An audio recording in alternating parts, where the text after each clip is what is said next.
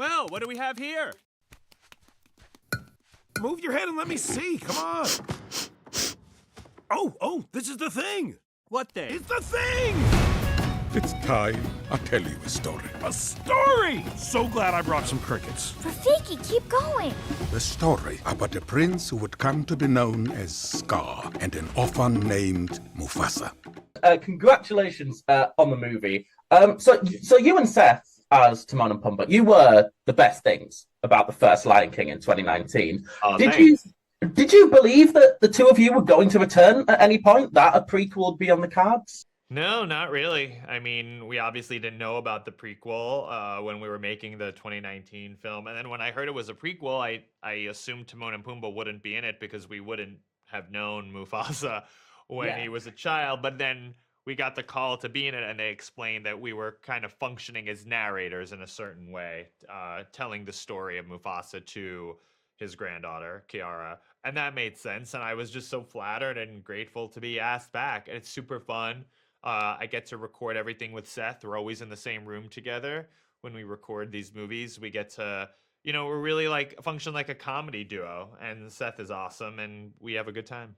I mean, reading back interviews from the first one, I mean, Seth said that, he felt like he gave the most naturalistic performance of his career just because it was the two of you just in a booth trying to make each other laugh. I mean, was it the same experience this time around for the both of you? Yeah, I actually think in 2019, that was intimidating. We were stepping into the footsteps of these iconic voice performances from Nathan Lane and Ernie Sabella. So Jon Favreau, who directed that version, really worked with us for days, if not weeks, to, figure out what our spin on the characters would be and what my dynamic with Seth would be. So going into this one, I think we felt at least a little more confident because we had established that already.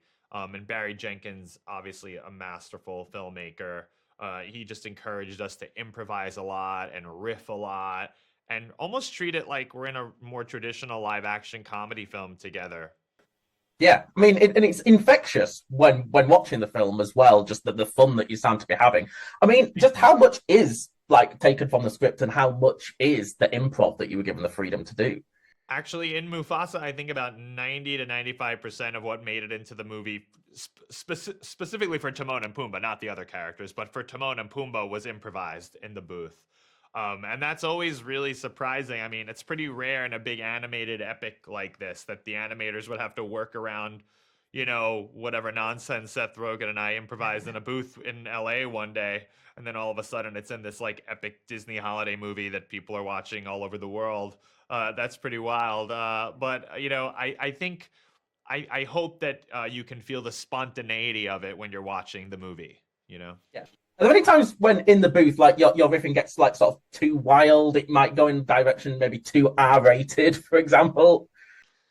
We know the movie we're making and what the genre is, and so we try not to get too wildly inappropriate. We probably step over the line sometimes, but we let Barry Jenkins and the editors decide what is usable and what's not. But yeah, I think Timon and Pumbaa, especially in Mufasa, they really let us get more meta. And I think there are times that we're kind of there to speak to the adults in the room as much as the kids. Yeah, you're sort of like the Deadpool characters for kids, essentially. Yeah, and I'll take it. That's a compliment. Yeah, I mean, Timon gets to reference the Broadway show, and we reference not having a real song in the movie, and then we improvised our own little musical moment, which people seem to be enjoying, and we want to make sure Lin-Manuel does not get credit for that because we came up with that on our own. I mean, and aside from you, I think the big thing that will stand out to Mufasa, to people see Mufasa, is it's far scarier than the first movie, and you guys are providing the levity, from all the scary moments. So I just want to know, do you think that kids' movies should be as scary as this should be? I don't know. Mufasa doesn't strike me as scary necessarily, although I think there are incredible, mind-blowing action adventure sequences. Watching lions, the way they animated the lions chasing each other, they're going down waterfalls, they're underwater, they're on a snow-capped mountain.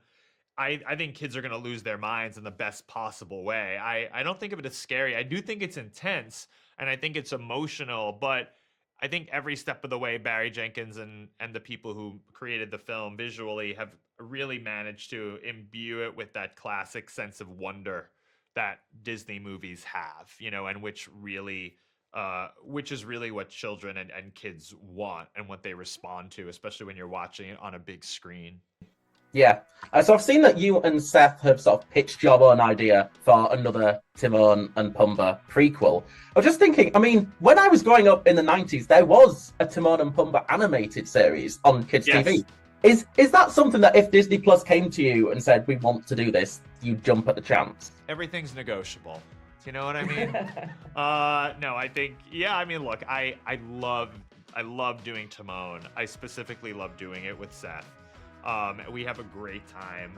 And now that we have our chemistry established, if people demand more Timon and Pumbaa, we would be more than happy and feel very lucky to be a part of that, I'm sure. Yeah, well, after this movie, they'll be in the streets demanding it. People need to march. They really need to get out, get online, get out in the streets. Let the Disney Corporation know that this must happen. Billy, congratulations again on the